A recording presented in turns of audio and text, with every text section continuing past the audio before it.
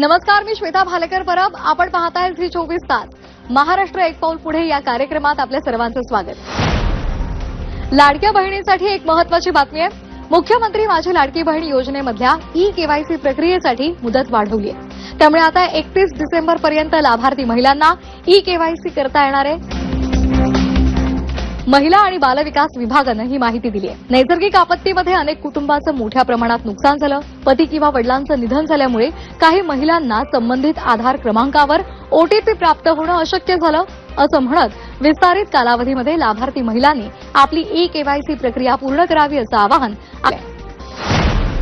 मुख्यमंत्री देवेंद्र फडणवीसांच्या अध्यक्षतेखाली राष्ट्रीय शैक्षणिक धोरणाची अंमलबजावणी आणि विकसित महाराष्ट्र 2047 संदर्भात आढावा बैठक पार पडली. यावेळी मुख्यमंत्र्यांनी राज्यातल्या सार्वजनिक विद्यापीठांनी शैक्षणिक गुणवत्तेबरोबरच राष्ट्रीय आणि आंतरराष्ट्रीय रँकिंग सुधारण्यासाठी विशेष प्रयत्न करावेत असे निर्देश दिले. प्रत्येक विद्यापीठाच्या डिजिटल मॉनिटरिंगसाठी डॅशबोर्ड तयार करावा असं सुद्धा मुख्यमंत्री म्हणाले. खासगी विद्यापीठं वेगानं पुढे येत असल्यामुळे सार्वजनिक विद्यापीठांनी गुणवत्तेकडे अधिक लक्ष द्यावं असंही मुख्यमंत्र्यांनी स्पष्ट केलंय. राष्ट्रीय आणि आंतरराष्ट्रीय पातळीवरील विद्यापीठांचं रँकिंग उंचावण्यासाठी कृती आराखडा तयार करून त्याचं कालबद्ध नियोजन करावं. या कृती आराखड्याला आणखी गती देण्यासाठी ऑनलाईन डॅशबोर्ड विकसित करावा. यासाठी राज्य सरकार सर्वतोपरी सहकार्य करेल असंही मुख्यमंत्र्यांनी म्हटलंय. मुख्यमंत्री देवेंद्र फडणवीसांनी मुंबईमध्ये भारतीय नागरिक सुरक्षा संहिता आणि भारतीय साक्ष अधिनियम या नवीन फौजदारी कायद्यांवरच्या प्रदर्शनाचं उद्घाटन केलं. 3 नव्या कायद्यांमुळे देशाच्या फौजदारी न्याय व्यवस्थेचं स्वरूप आणि दृष्टिकोन बदलेल असा विश्वास मुख्यमंत्र्यांनी व्यक्त केलाय.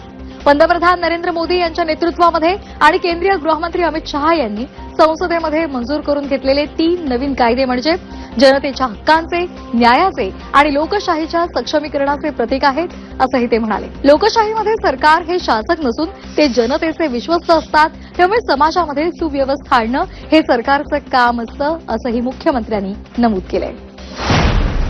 मुख्यमंत्री देवेंद्र फडणवीसांनी सरपंच संवाद या उपक्रमाअंतर्गत स्थानिक प्रश्नांची माहिती आणि निराकरण करण्यासाठी महाराष्ट्रातल्या सरपंचांशी ऑनलाईन संवाद साधला. ग्रामविकासाशिवाय राज्याचा आणि देशाचा विकास होऊ शकत नाही. महात्मा गांधी यांच्यापासून ते राष्ट्रसंत तुकडोजी महाराज आणि संत गाडगेबाबांपर्यंत अनेकांनी ग्रामविकासाची ही दूत असं मुख्यमंत्री म्हणाले. आणि त्यानुसार आपण जर एक समृद्ध गाव तयार केलं तर निश्चितच आपण समृद्ध राज्य आणि राष्ट्राची निर्मिती करू शकतो.